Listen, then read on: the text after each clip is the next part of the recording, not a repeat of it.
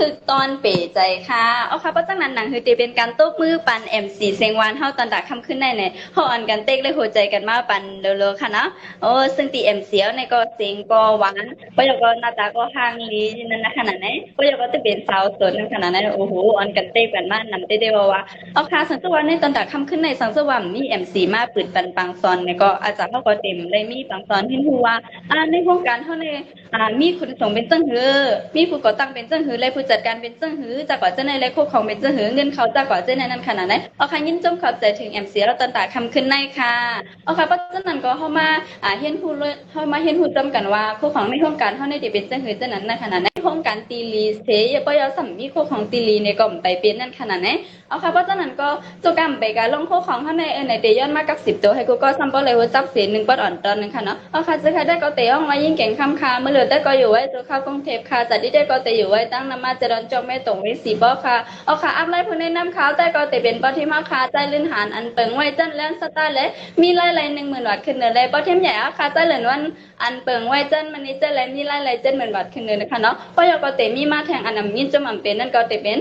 แม่ทีมใหญ่แม่คำนวณนั่นขนาดนี้ยินจมขับใจผู้แนะนำเฮายินจมขับใจอัพไลน์ค่ะเตว่าค่ะเนาะทั้งเจ้าว่ามีผู้แนะนำเฮาค่ะแนะนำปันมาวันเหมือนนั่นไหนค่ะก็อาจจะเด่มเลยมากเขาในห้องกันแล้วมอเฮาเนี่ยมีลองยินอย่างปันตั้งนำมีลองอุ่นใจปยก็มีข้อของติลีจ้าก็เจ้าในนั้นขนาดไหนเอาค่ะยินจมขับใจถึงอัพไลน์ค่ะในวันเหมือนนั่นค่ะเพราะฉะนั้นก็เลยฮู้จักค่ะก่อนในวันมื้อนั่นแหละวันมื้อนี้ก็เฮาออนกันมาเลเพนฮู้กันก็จ้ำลองโคของในห้องกันเฮาค่ะเนาะโคของในห้องกันแล้วอันมอได้ก็เตมีไว้อยู่20นิ้วปลายๆค่ะ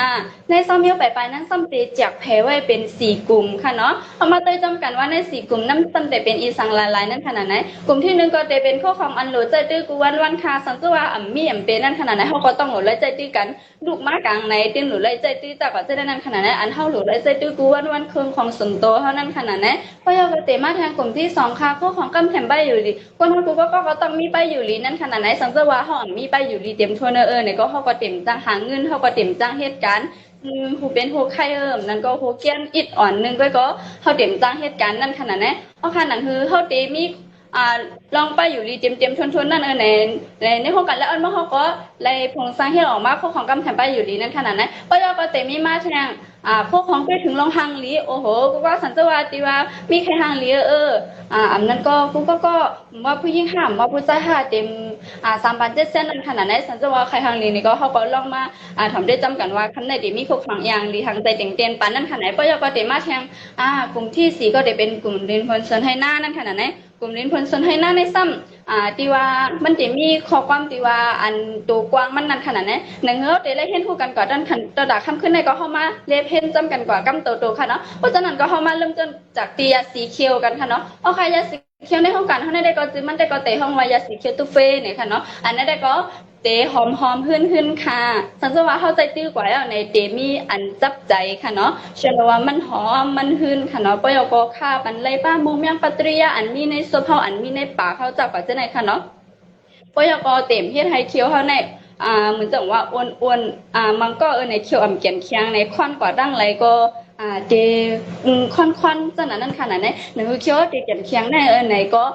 สามารถแนะนำเอายาเขียวตูเฟสในโครงการเฮาในก็จะดีเลยค่ะอันนี้แต่ก็มันขาบันมุมยังก้อยเสียมกะสังจะว่ามีติเลยว่าเป็นโคมเป็นเจ็บเป็นเยี่ยนเป็นหอเหเป็นหมวนมันจ้าก่อนจะได้ค่ะเนาะสังจะว่าเฮากว่าปาตาไปตั้งห่มได้เอายากว่าจ้าก่อนจะได้เฮาก็สามารถ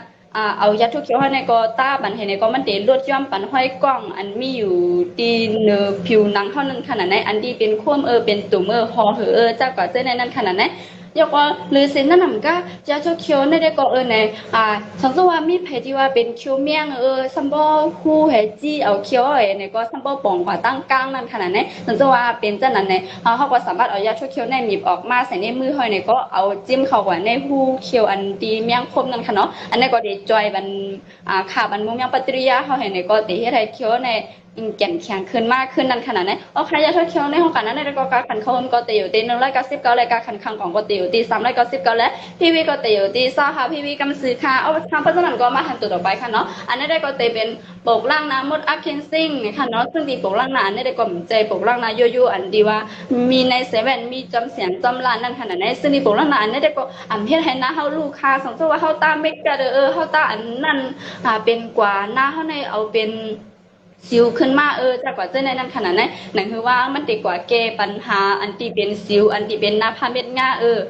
อันที่ว่าใครที่มีหูสิวสิวเต็มจากกว่าเจ้าในนั้นขนาดนั้นนั่นคือหน้าตาสัมปเดชจินปังขึ้นมาให้ในก็ปเดมีเงาขึ้นมาให้ขาวขึ้นมานั้นแนะนำเอาปกล่างนั้นในก่อนใจดีเลยค่ะซึ่งดีปกล่างนั้นในก็โดยดีแอบมันแต่ก็จะเป็นแอบว่าเห็นในก็เพราะเขามันเน็กออกมาเขามาหมีบออกมาในติ่มใจนำเจ้านั้นเขายำล่างนายุ่นั่นค่ะเนาะเพราะเขาเน็กออกมาในก็จะเป็นปกออกมากำซื้อค่ะเอาค่ะสันติว่าเขาลูกมากลางในเต็มเจ้าในก็ก่อนทำไปล่างนั้นเขาก็สามารถมาเอาปกล่างนั้นในเห็นในก็เอาลูกตาปันทีหน้าเขาในก็ลูกแพรยก่อนโนดขึ้นให้ปกล่างนั้นซึมเข้าหน้าเขาค่ะเนาะตีให้หน้าเขาในขาวขึ้นก็ยก็เต็มเฮ็ดให้มีสิวจากกว่าเจ้าในค่ะเนาะก็ยก็พที่ได้ว่า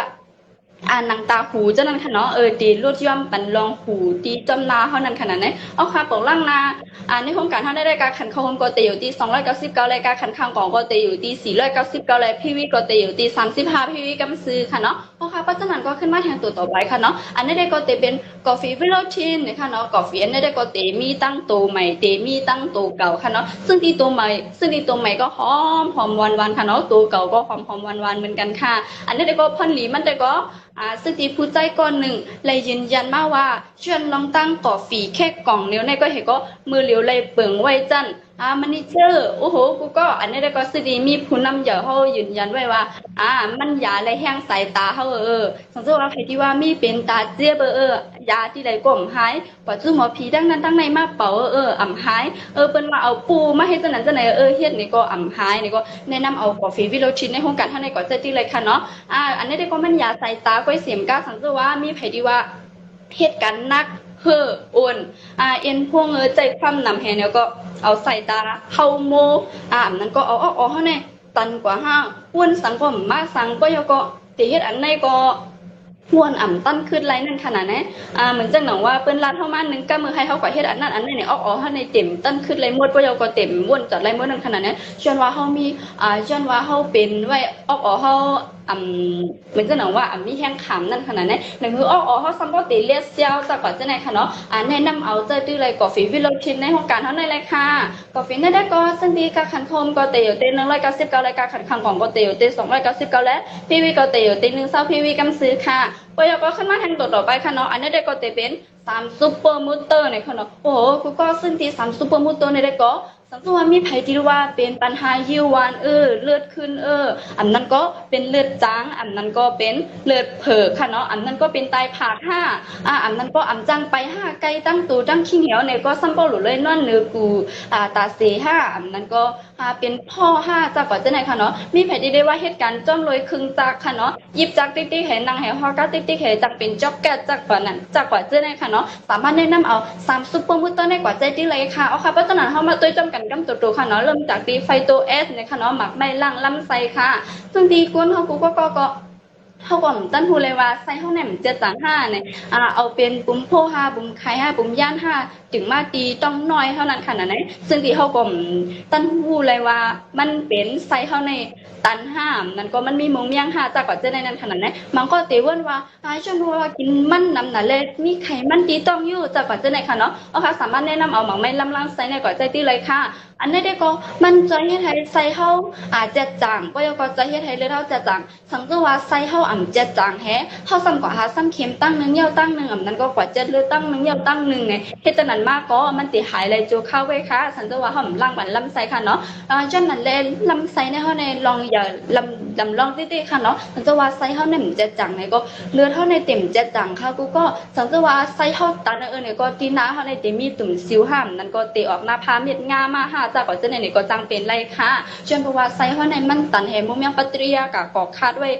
ดีในผู้ลำไซเขาจากก่อนจะไหนค่ะเนาะหนังฮือติ่มเป็นเจ้านั้นหนังฮือเด็กแค่ทางลีจากก่อนจะไหนเนี่ยก็แนะนำเอาหมังไม้ไฟโตเอสมา ลังลำไส้ในกว่าใจตีเลยค่ะเนาะเอาค่ะเพราะฉะนั้นก็เตมาทางตัวต่อไปค่ะเนาะอันนี้ได้ก็เตเป็นเม็ดผักเขียว5สีเนี่ยค่ะเนาะฟาชิติเบ้เนี่ยค่ะซึ่งมันได้ก็ห้องว่าเม็ดผักเขียว5สีเนี่ยค่ะเอาค่ะกูก็เลยล้างลำไส้กันกว่าย่อหนังหือหลอดเลือดเขาก็ทำโปรตีนจะจังเนี่ยเขาก็ซ้ำขึ้นมีมาแทงเม็ดผักเขียว5สีเนี่ยค่ะซึ่งดีกูวันเนี่ยก็อาจจะกูก็อาจจะเต็มเนี่ยกินเจสีมันนั่นขนาดไหนมันก็กินผักกาดห้ามนั่นก็ผักข้ามห้าจากก่อนจะในก็จะเป็นสีเขียวกล้วยนั่นขนาดไหนนั่นคือเด็กกินเจขิงในก็เขาก็มีตัวจอยค่ะเนาะแนะนำให้เอาเม็ดผักเขียวห้าสีในกว่าจะได้เลยค่ะซึ่งตีอันนี้ได้ก็ลังหลอดเลือดกล้วยเสียมกะชวนไว้ย้อนบอกว่ามันป้าไว้ทายวิตามินซีลายร่องลายเมี่ยวและเตะไทยเนื้อหนังเขาในขาวขึ้นมากก็ยก็เตะไทยแห้งขำตัวเขาในตื้อตอนขึ้นมาเต็มเฮ่อเต็มอ้วนเขาเหตุการณ์ซึ่งถือก็เต็มเฮ่อเต็มอ้วนว่านอนอ่ำอิ่มเจ้าก็จะในเต็มไรข้างค่ะเนาะสมมติว่าเป็นกองก้อนนักหัวไข่หัวเกี้ยนมันก็ในเตเป็นหัวเกี้ยนผักเลี้ยวเจ้าก็จะในค่ะเนาะเอาค่ะสามารถแนะนำเอาเม็ดผักเขียวภาษีในกว่าใจดื้อเลยค่ะเนาะซึ่งตีอันนี้ได้ก็มันจอยปันป้าใส่เอ็นเลือดในออกเฮาหลังปันป้าหลอดเซลล์เลือดในออกเฮาอันตีมีแซ่อันเป็นตีว่าไข่เลือดสีแดงไข่เลือดสีขาวเจ้าก็จะในค่ะเนาะมีไผที่ว่าเป็นเลือดเผือกเจ้าก็จะในก็สามารถแนะนำเอาอันที่เป็นว่าเม็ดผักเขียวภาษีในกว่าใจดื้อเลยค่ะเนาะเอาค่ะเพราะฉะนั้นก็เขาก็หลั่งหลอดเลือดกันเยอะเพราะฉะนั้นเขาขึ้นมาตุ้ยจำกันแทงค่ะเนาะอันนี้ก็เตเป็นน้ำมันงาลำในค่ะเนาะก็โอ้โหกูก็อันเป็นดีเปรสซิซัมออยน้ำมันงาลำในได้ก่อนใจน้ำมันงาอันที่ว่าลูกเมืองใต้เฮามางาหล่องาโมนเจ้าก็จะได้ค่ะเนาะอันนี้ได้ก็เตเป็นน้ำมันงาจัดอันลูกมาจากเมืองเอ็งเตียเนี่ยค่ะเนาะโอ้โหกูก็เตยำยินกันค่ะเนาะเมืองเอ็งเตียเมืองกะลานั่นขนาดไหนอันนี้ได้ก่อนใจน้ำมันงาอยู่ค่ะซึ่งที่น้ำมันงาลำดีเปรสซิซัมออยในได้ก็เนี่ยมันจะเฮ็ดให้ดูเฮาแก่นแข็งขึ้นเพราะก็จะเฮ็ดให้ฮอร์โมนค่ะเนาะฮอร์โมนลุกไม่ต้องเฮาผู้หญิงเฮานั่นขนาดไหนสำหรับผู้หญิงเฮามันก็ในฮอร์โมนในต้องเฮาในเต็มมันนั่นขนาดไหนเจ้าก็มันเหมือนจะหนังว่าเฮาป้าต้องห้าในก็2-3เดือนในเอาตัวกว่า5จันนั่นขนาดไหนจนเพราะว่าอันเป็นตีฮอร์โมนลุกเฮาในอ่ำมันนั่นขนาดไหนนั่นคือติ่มเป็นจังนั้นไหนก็แนะนำเอาตัวในกว่าใจที่เลยค่ะเชิญบอกว่าสังที่ว่าอันเดือดสินนั่นอ่ำก้าค่ะเนาะสังที่ว่ามีไผที่ว่าเป็นปัญหาคนหัวโฮงคนห่มเข้มเขาใส่จังนั้นอ่ำแม่นถือก็ผู้คนหัวเฮาในห้องที่จริงเนี่ยก็อาจสามารถแนะนำเอาตัวในกว่าใจที่เลยค่ะเนาะสึงตัวพุ่นน้ำเนี่ยก็ไหวเสียเลยมากินน้ำมันงานลำเม็ดผักเขียวไฟตัวเอสในกว่าเนี่ยก็คนหัวในเข้มขึ้นมาได้ค่ะเพราะยก็มันหลีได้ค่ะเนาะจ้องหูบ่มใครมันนังยึดในบ่เคยหลุดออกข้างก้อยเห็นนะเนาะค่ะเนาะชวนบอกว่ามันเจอได้แค่นี้นะคะหอมต้องรู้เลยว่ากว่าใจคนหัวกล้องสวยอันนั้นมาใส่ให้แม่นให้คนหัวโฮงใครเยอะจากว่าจะในเขาผมต้องเลยมีปัญหาลองว่าคนหัวโฮงจะ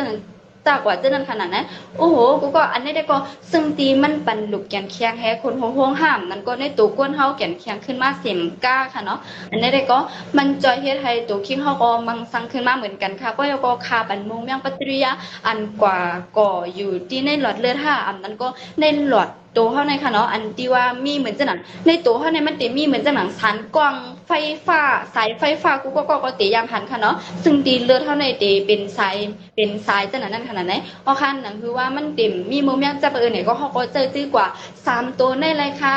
โอ้ซึ่งดี3ตัวในได้ก็กาคันพมก็เตอยู่ที่590เลยกาคันข้างของก็เตอยู่ที่890และพี่วิก็เตอยู่เต้100พี่วิกำซื้อค่ะโอเคเพราะฉะนั้นก็ขึ้นมาแทนตัวต่อไปค่ะอันนี้ได้ก็จะเป็น MC Secret นะคะเนาะอันล่างหลอดเลือดนะคะสังเกตว่ามีไผดีปัญหาเป็นตั้งเป็นเลือดค่ะเนาะเลือดเผือก5เลือดจาง5อันนั้นก็เลือดยาสีมาอัมมาน5อันนั้นก็เลือดเท่าในพ่องมือเลือดยาสีเข้ามานั่นมันลงมาเป็นเลือดเป็นสีลำ5เจ้ากว่าเจ้าในนั้นขนาดไหนมันก็จะเป็นเลือดตูเลือดเน่านั่นขนาดยันปว่าเลือดเท่าในอ่ำจะจางค่ะกูก็เอาขนาดคือเลือดเท่าจะจางเนี่ยก็แนะนำเอา MC แขวนในก่อนจะได้เลยค่ะซึ่งตีอันนี้ได้ก็ล่างปันหลอดเลือดก็เสียมก้าปอยก็ล่างปันป้าใส่เอ็นเลือดในออกเฮาค่ะกูก็หนังคือออกเฮาตีเล็ดเช่าหนังคือเฮาตีลัดไวเลยลัดไวเลยตั้นขึ้นนั่นคือนอนนึกกูก็ออกเขาในติดปั่นจากว่าจะในคณะซึ่งดีมันก็ในป้อนนอนอ่ำอิ่มในออกเขาเดมันหนังว่าอ่ำต้งหนึ่งไล่อ่ำเหตุการณ์ไล่จังนั้นนั่นขนาดนี้เอาค่ะนั่นคือเต็มเป็นจังนั้นในเขาก็มีตัวใจสามารถแนะนำเอา MC เครนในกว่าใจได้เลยค่ะซึ่งดีอันนี้ได้ก็มันจอยปันป้าหลังหลอดเลือดเสมก้าค่ะเนาะซึ่งเตือนว่ามีไผที่ว่าเป็นปัญหา มีลมหมักหัวใจหัวใจกับยินเสียงนึงอีกนึงออดก็ใจในปลึกในจากว่าเจ้านั้นแห่เอาใครเป็นร่มค่ะเนาะถ้วยใจหยาบจากว่าเจ้าไหนค่ะเนาะอันในซึ่งที่มันเป็นอันเกกล้องสารเคมีในตัวเขานั่นขนาดนั้นมันดีกว่าเก็บอันสังเกตว่าเขามีตั้งเป็นกระเพาะอันที่ทงเขาในค่ะเนาะทงเขาในมันตีมี2 ตีค่ะเนาะมันตีเจ็บตีหัวห้องเขาอันนั้นก็ตีเจ็บตีหางห้องเขาเนี่ยค่ะเนาะซึ่งที่ไผที่ว่ามีตั้งเป็นทงเขาเจ็บเนี่ยก็สามารถแนะนำเอาตัวในกว่าใจได้เลยค่ะก็อันนี้ก็ผู้นำก็ส่วนตัวผู้นำก็เลยใจตื้อมาใจตื้อหลีใจตื้อแคมเลยกินแคมเตะค่ะเนาะเอาค่ะอันนี้การขันโคมก็เต๋อเด890รายการขันขังของก็เต๋อเด1,590รายพี่วิก็เต๋อตี100พี่วิกำซื้อค่ะก็ยกก็เต๋อขึ้นมาแทนตัวต่อไปค่ะอันนี้ได้ก็เต๋อเป็นคอริเตกอรจินนะคะเนาะสังเกตว่ามีไผดีว่าไข่ฮังลีไข่ฮังลีมันเหมาเกาหลีไข่ฮังลีมันซาวเคียไข่ฮังลีมันซาวไทยแห่งเฮามาเมืองไทยเฮาฮังลีมันซาวไทยจากปัจจัยไหนค่ะเนาะสามารถแนะนำเอาคอริเตกอรจินได้ปัจจัยที่ไหนค่ะอันนี้ได้ก็มันจอยแถมไรบ้านลองฮังลีเจ้าก็ลองผิวเนื้อผิวหนังเฮาเสียมก้าวปกก็เฮ็ดให้ในตัวในคิงเขาในยืดใหญ่มังสังหลีแล้วก็มีแห้งขำตัวลีจนว่ามันเป็นตัวจอยในตัวคิงเขาให้มีลองหางลีขึ้นมาเหมือนจะหนังว่ามือเหลียวเนี่ยซาเขาเลย40เนี่ยก็ซึ่งที่ก็เขามาใจตื้อกินอันเป็นฮอริติกอรจินในเนี่ยเหมือนกุ้นอายุเลยเศร้าไปนั่นขนาดนี้จนว่ามันจอยเลยอายุเขาสเปซสมองอายุเขาในใหญ่เฮตาก็มันตีจอยเฮ็ดให้ผิวหน้าเขาในเหมือนตึกเหมือนสาวตึกเหมือนก้นหนุ่มพอดีว่าใครหางลีจากว่าจะไหนค่ะเนาะส่วนตัวผู้ยิ่งเขานั้นผู้ใจเขาตีไรย่านตีไรหูอันนั้นก็นาหูป้อยุ่งต่อเปื้อนก็ตีตาในหูอันนั้นก็หูหูดีไรก็พูดนั้นขนาดนั้นสังเกตว่ามีปัญหาเป็นเจ้าหน้าเนี่ยก็สามารถแนะนำเอาพอได้เตะกอรจินได้กว่าใจตื้อเลยค่ะอันนี้ได้ก็เตะให้ไทยฮังลีขึ้นมากนะคะนะมีแผนที่ว่าใครฮังลีใครให้มาฮังลีใครให้คนโอแคมใครมีสิวแล้วก็ใครขาวใครตาครีมอันที่ว่าตาคิมตาเขาจากกว่าเจ้าไหนค่ะเนาะสามารถแนะนำเอาพอได้เตะกอรจินให้ห้องกันแล้วอันโมฮันในกว่าใจตื้อเลยค่ะอันนี้ได้ก็การขันโคมก็เตะอยู่ที่890รายการขันคางก็เตะอยู่ที่1,390รายพี่วิก็เตะอยู่ที่120พี่วิกำซื้อค่ะก็ยังก็ขึ้นมาแข่งตัวต่อไปค่ะอันนี้ได้ก็เตะเป็น S1 Plus หมักไม่ลดไขมันเนี่ยค่ะเนาะโอ้โหกูก็ไผที่ว่าปี้ไผที่ว่าใครลดน้ำหนักน้ำหนักในมี40ปลาย50ปลายใครลดน้ำหนักเนี่ยก็เขาก็สามารถแนะนำเอา S1 Plus ในกว่าใจตื้อเลยค่ะซึ่งดีหมักไม่ลดไขมันอันนี้ได้ก็มันจอยลดปันไขมันกวยเสียมกาปยก็จอยลดปันป้าดินนาเฮามีเป็นสิวเป็นตุ่มเป็นห้อยหางเนี่ยจากว่าจะในนั้นขนาดไหนปยก็จอยปันเฮ็ดให้แห้งขังตัวเฮาในมีแห้งขึ้นมากค่ะเนาะซึ่งดีว่าเพราะว่าเฮาไปกว่าจำปาจำปังผู้ผู้คืออ้วนจากว่าจะในนั้นขนาดไหนเนี่ยคือเต็มเป็นเจ้านั้นก็สามารถแนะนำเอา S1 Plus หมักไม่ลดไขมันในกว่าใจตื้อเลยค่ะมันลดไขมันก้อยเสียมก้ามันก็จอยปันป้าในตัวคิงเฮาตาตีมั่งสั่งขึ้นใหญ่นั่นขนาดไหนโอ้โหกูก็รีสนใจได้ค่ะอันนี้ได้ก็การขันเข้าวงก็เตยเต1,050รายการขันคังของก็เตยเต1,590รายพี่วิก็เตยเต150พี่วิกำซื้อค่ะเนาะก็ยากเตมาแทงตัวต่อไปค่ะอันนี้ได้ก็เตเป็น Holy Body Lotion นะคะเนาะอันนี้ได้ก็เตเป็นครีมตาโตค่ะซึ่งตีกูวันก็กูก็ต้องใส่ครีมตาโตกันอยู่กูก็นั่นค่ะแหละในซึ่งที่ป้อมได้ใส่ครีมตาโตในกลุ่มหอม5กลุ่มเกี๊ยว5กลุ่ม3เกี๊ยว5จากปัจจุบันขนาดไหนเขาก็ตาครีมตาโตกันกูก็เชิญว่าแต่ก็เขาแค่ปิ่นตีจ่ายค่ายตีซื้อเนี่ยก็เขามาเอาคิมตาโตในห้องกันและอันบ่ในกว่าใจตีเหสามารถสั่งเงินเขาแล้วค่ะกูก็ค่ะเนาะโอ้โหอันนี้ได้ก็ซึ่งดีมันเป็นคิมตาโตกล้วยเสียมก้าปยก็เฮ็ดให้เนื้อหนังเฮาในผิวใสขึ้นมาปยก็เชกังปันป้าใสเลี่ยงแหลกอันดีมาของใสเฮาแฮงเนี่ยก็เฮ็ดให้ลำเฮ็ดให้มันแหลกจากว่าจะไหนค่ะเนาะสามารถแนะนำเอาอันเป็นดีคิมตาโตในกว่าใจตื้อเลยค่ะเนาะคิมตาโตนั่นได้ก็ตีหอมโอนหอมอ่อนค่ะกูก็สงสัยว่าเฮาต้าลงกว่าเนี่ยก็ตีจิ้มเขาเนื้อเฮากว่ากำเหลียวค่ะเต็มเหมือนคิมตาโตอันเฮากว่าซื้อมาซื้อร้านจันจักว่าจะไหนค่ะเนาะอันเขาซื้อมาซื้อร้านนั่นน่ะเนี่ยมันสิเป็นคิมตาโตได้หอมอยู่ค่ะก้อยกาว่าสงสัยเฮามาต้าเนี่ยสงสัยว่าเป็นข้าวกระถ่ำนั่นข้าวไม้เนี่ยเฮามาต้าเนี่ยตีเป็นเป็นปุดเป็นปัดนั่นขนาดไหนเฮามาต้าเนี่ยก็ผืดแท้มันเต็มเพียงกันนั่นขนาดไหนสงสัยว่าเฮามาต้าเสิร์ฟดีตัวเฮาก็อันนี้ได้ก็คิมตาโตในห้องกันเฮาได้ก็เต็มเป็นจังนั้นค่ะสันเจ้าเฮามาต้าเนี่ยก็มันได้จิ้มเขาเนื้อเฮาให้ก็ได้หอมไว้ตั้งวันขนาดไหนสันได้ว่าไผที่ว่าแค่หอมแค่ไอตัวหอมจับตัวจับคิ้งไว้ตัดเสเนี่ยก็สามารถแนะนำเอาคิมตาโตในก็จะตื้อเลยค่ะ อันนี้ได้ก็การคันเข้าก็เตียวที่299รายการคันคังของก็เตียวที่399รายพี่วิก็เตียวที่30พี่วิกำซื้อคันเนาะก็ยกก็ขึ้นมาแทนตัวดอกบ่คันเนาะอันนี้ได้ก็เตีเป็นไว้3ตัวแต่ใจตื้อตอนตาเฮาตีหางลีนั่นขนาดนั้นโอเคไผที่ว่าวันมื้อไหนไผที่ว่าแค่หางลีเฮาก็แค่หางลีเฮาก็แค่หน้าเฮาในมีเงาแฮซึ่งดีมันก็ในนาตาเนื้อแฮจากว่าจะได้ในขนาดนั้นหนังคือผิวหน้าเฮาตีมังมาเนี่ยเขาก็มาเจอด้วยจำกันขนาดโอเคก็จะนำเฮามาด้วยจำกันค่ะติปีสังละลายนั่นขนาดนั้นอันนี้ได้ก็ได้เป็นคิมมักนากลางคืนและคิมต้านากันเหลียดกลางวันและคิมต้านากลางคืนเนี่ยค่ะกูก็โอเคก็จะนั้นคิมมักนากลางคืนในซ้ำเฮ็ดจังหือล่ะเพราะว่าได้จังคิมมักนากลางคืนในได้ก็ห่ำตับรู้เลยกว่าซื้ออันป้านาอันกับนาลำพี่สีขาวสีเหลืองมากับใส่หน้าหอยเนี่ยก็ไปหน้าที่มันเห็นกอกออกค่ะเนาะซึ่งดีคิมมักนาอันนี้ได้ก็เขาสามารถผือพังเห็นเนี่ยก็เอามามักใส่ที่หน้าเขาเห็นนอนค่ะก็สังเกตว่าเขาอาบน้ำอาบทางกวาดไว้เขาเห็นเนี่ยก็เขาก็มือก่อนเขาเตะเขานั่นเนี่ยเขาเนี่ยก็มาตาปันหน้าเขามามักปันหน้าเขาหนังหน้าเขาเนี่ยตีจึงใส่หนังหน้าเขาเนี่ยตีขาวลีจากก่อนเจ้านั่นขนาดนี้เพที่ว่ามีสิวนำจากก่อนเจ้าในขนาดสามารถแนะนำเอาคิมมักนากันขึ้นในกว่าใจตีไรค่ะก็ยังก็เตะขึ้นมาแทนค่ะเนาะเตมีมาแทงหิมตานากันเหลียดกลางวันในขณะกูก็ซึ่งตีอันนี้ได้ก็ว่ามีไผที่ว่าเฮากว่าดังเนาะก็กูเหลียดผ้าเฮากว่าสมคองเฮาขายคองบางปองเมื่อไหร่ออกเหลียดจากก่อนจะในขณะมีไผที่ว่าเป็นปัญหาจังอันนี้ก็สามารถแนะนำเอาหิมตานากันเหลียดกลางวันในใจตีไรค่ะซึ่งตีอันนี้ได้ก็มันเฮกังปันป้าใส่เรื่องแหลกแหมก้าก็ยก็จอยลวดปันป้าสิวค่ะกูก็ยก็ไผที่ว่ามีนภัทรเมียนงาอันนั้นก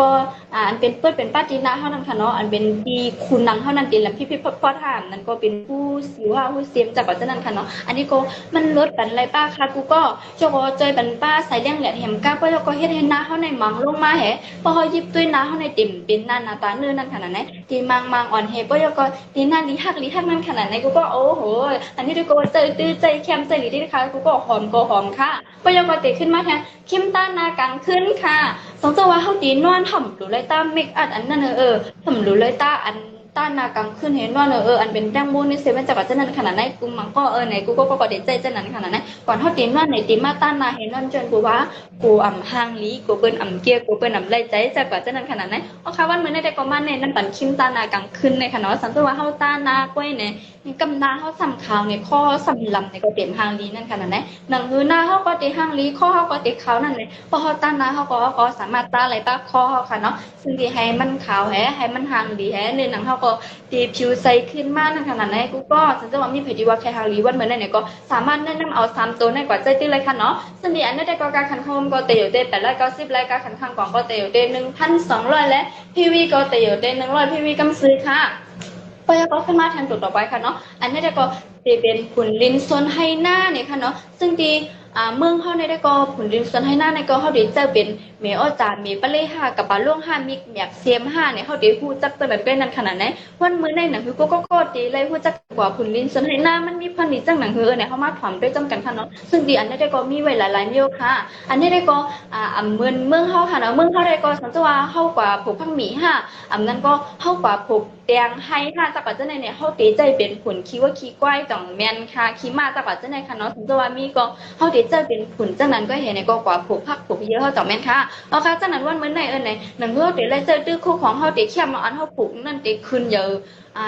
เห็นในก็ตีจิ้วเลยกินเลยขายเลยเงินนั่นเนี่ยเฮามาด้วยจำกันว่ามีสังหลายๆนั่นขนาดไหนผลดินสนที่นั่นในเฮากันแล้วอันว่าเฮาได้ก็ตีมีไว้อยู่7 เมียวเนี่ยค่ะเนาะเอาค่ะเฮามาด้วยจำกันค่ะเนาะผลดินสนอ้อยเนี่ยค่ะกูก็สงสัยว่าก็ไหลปลูกอ้อยตั้งไหลปลูกอ้อยนี่ซึ่งไหลปลูกอ้อยพองค่ะเมื่อก็ก้นตั้งเมืองไหลปลูกอ้อยพองค่ะเมืองใต้ห่านแล้วก็เมืองไทยห่านเนี่ยซึ่งตีปัดปึงเมืองเขาเนี่ยก็เปิ้นก็ปลูกอ้อยกันตั้งน้ำตั้งหลายนั่นขนาดไหนหนังหืออ้อยเขานั่นเต็มจังหนังอ้อยเขานั่นตีเจียมขึ้นมาหนังหือลำอ้อยเขานั่นเต็มเรียกเห็นเนี่ยก็พวกเขามาปอกเห็นเนี่ยก็มีแต่แกนมันเห็นเนี่ยก็สามารถคบกินตัวปอจางจากกว่าเจ้าในนั้นขนาดนี้หนังคือเต็มเป็นเจ้าไหนก็เขาก็สามารถเอาตัวในจอยไรค่ะผุนดินส่วนอ้อยค่ะเนาะผุนจอยหมักไหมค่ะผุนจอยหมักไหมเขาผงหมักจ้อหมักวานซึ่งที่เขาผูกกว่าปีในหมักจ้อเขาในมีน้ำค่ะเชียงแฮหวานจังจากกว่าเจ้าในค่ะเนาะสามารถแนะนำเอาอันตัวในกว่าใจได้เลยค่ะมีมาทางค่ะเนาะผุนจอยยันหมักป้งหนังคือหมักม่วงอันเขาผูกไว้นั่นตีป้งทุเรียนเขาผูกไว้นั่นตีเจียวเลยกินหมักไก่อ่างเขาผูกไว้นั่นตีเยอะหนังคือหมักไก่อ่างเขาในอันป้งเยอะมากในเตะมีโมงเตะโหซึ่งดีหมักไก่อ่างในเพราะว่าเขามากอกกินในเตะโหมันนั่นตีมีนอน นั้นก็เดมีโมงห้าเดเมียงห้าจากก็จะนั่นขนาดไหนนั่นคือเต็มเป็นจะนั่นไหนก็เขาก็มีตัวใจอยู่ค่ะก็ยอก็เตะขึ้นมีมาผุนจ้อยโหในลิ้นในขณะผุนจ้อยโหในลิ้นอันนี้ได้ก็สั่งดีว่าไผดีว่าผูกไว้ลู่อันนั้นก็พังหมีโหเลี้ยงห้ามนั้นก็พังหมีโหเผอค่ะจากก็จะนั่นขณะอันที่ว่ามีในลิ้นอันเขาผูกไว้นั่นหนังคือมันเดจิ้วใหญ่หนังคือบ่เดจิ้วไรขายหนังคือเขาซ้ำบ่เดจิ้วไรเงินนั่นไหนเขาสามารถแนะนำเอาผุนลิ้นได้กว่าจะดีไรค่ะทางผุนเมลิ้นค่ะก็สังเกตว่าเขาผูกเข้ากานั่นก็เขาผูกอย่างแหมว่าค่ะเนาะลิ้นเท่าในเด็กอยากขับอันนั้นก็ในหน้าเท่านั้นลิ้นอยากขับให้เขียนในสมบัติเกี่ยวกับเกี่ยวขึ้นนั่นขนาดนั้นจนบอกว่าลิ้นหอมลิ้นนั่นขนาดไหนหนังคือลิ้นเขาเดลี่เขาก็มีบันผุนเมลิ้นค่ะเนาะก็ซึ่งตีก็เขาทำลาลีผูกกว่าให้นั้นซึ่งดีหมากอันเขาผูกกว่าเข้ากับอันเขาผูกกว่านั่นก็มันเต็มมีพวงก็ยกมันเต็มห้องใหญ่จ้าก่อนจะไหนเขาแค่นดีเซลายค่ะกูก็หนังคือกูก็หนังคือมื้อในได้ก่อนหนังคือลิ้นเขาตีเข้มให้หมาเขาตีพงก่อนจ้าก่อนจะไหนเขาก็มาสามารถแนะนำเอาอันเป็นผลนั้นในกว่าแม่ลิ้นเท่าไรค่ะเนาะหนังคือลิ้นเท่าเต็มแจกขาดจ้าก่อนจะไหนค่ะเนาะเขามาลัดในกันลองผลลิ้นส่วนให้นั่นเนี่ยชวนบอกว่าพ่อนนี้มันนำหนักค่ะกูก็มันตีเย้าไรนั่นขนาดไหนสมมติว่ากูก็ใครหัวใครเล็บเห็นด้วยแท่งอันที่พ้นน้ำเข้ารัดมากในมีสนใจค่ะว่าจะจับก่อนจะนั่นค่ะเนาะ